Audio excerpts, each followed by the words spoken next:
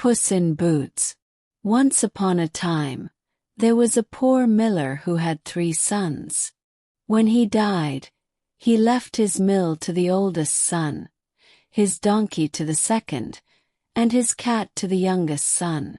The youngest son, who was very poor and had nothing but the cat, was quite disappointed. He was left with no wealth or property, and he could not see how his cat could possibly help him. But the cat, who was no ordinary feline, had other plans. The cat, seeing his master's distress, approached him and said, "Don't worry, master. I will make you rich." The young man was astonished. "How can you help me? You're just a cat." The cat, with a sly grin, replied, "If you will trust me, I will make you very wealthy. All I ask is that you give me a pair of boots and a bag." The young man, still confused but curious, agreed. He gave the cat a fine pair of boots and a large bag, and the cat immediately set to work. The cat donned his boots, tied the bag over his shoulder, and began walking proudly around the house. "I will return shortly," he said as he trotted out the door. For several days, the cat worked tirelessly. He would go into the woods, catch rabbits, and place them into his bag. He would then bring them to the king's palace and present them as gifts from his master, who, the cat claimed, was a wealthy and noble lord named the Marquis of Carabas. The king, impressed by the fine gifts, began to take notice of the mysterious Marquis. On one occasion, the cat met the king's daughter, the beautiful princess. The cat, always clever, began to spin a tale of how the Marquis of Carabas owned vast lands and estates, even though the young man had nothing to his name. The cat told the princess that the Marquis was looking for a beautiful bride to marry, and he spoke highly of her beauty and kindness.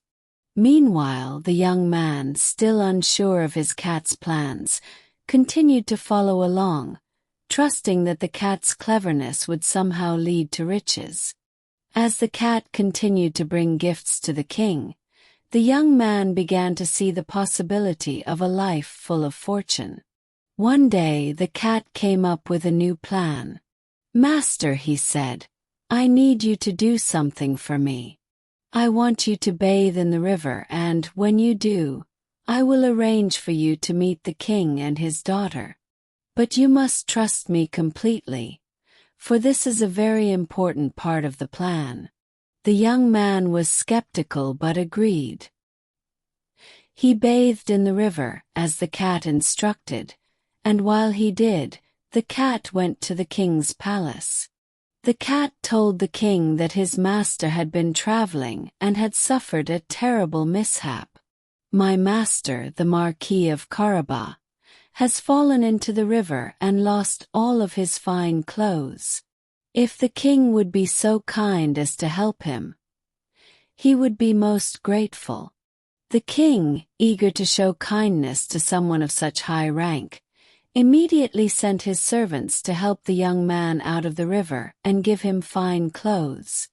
When the young man appeared, dressed in rich and beautiful garments, he was introduced to the princess. The princess was taken with his handsome appearance and gentle nature. The cat, standing by his side, told the king, "The Marquis of Carabas is a man of great wealth and virtue, and I believe he is worthy of your daughter's hand." The king, impressed by the young man's appearance and the cat's devotion, invited the Marquis of Carabas to a grand banquet at the palace. The princess, too, was taken by the young man, and the two spent time getting to know each other. But the cat's cleverness did not stop there. As the king and the princess were getting ready to leave the palace for a royal procession, the cat had one final plan. He told the young man to go along with the royal party, but as they passed through a large field, The cat ran ahead.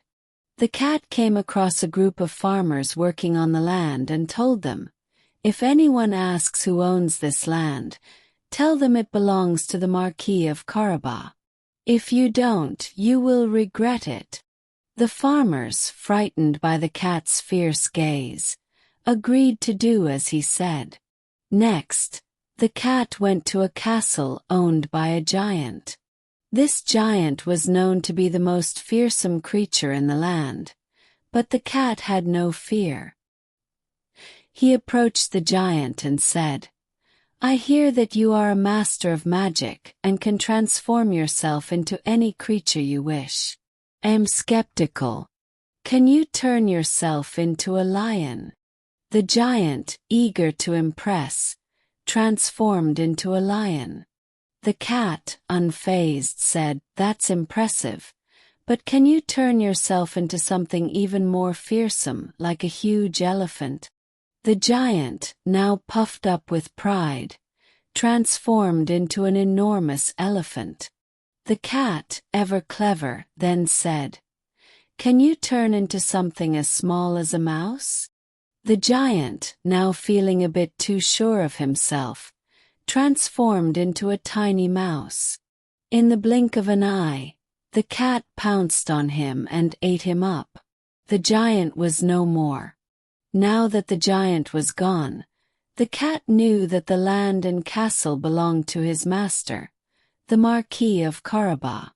As the royal procession passed by the castle, the cat proudly presented it to the king. The king, impressed by the wealth and the cleverness of the Marquis of Carabas, saw him as a suitable match for his daughter. The princess, too, had fallen in love with the charming young man, and the two were soon married.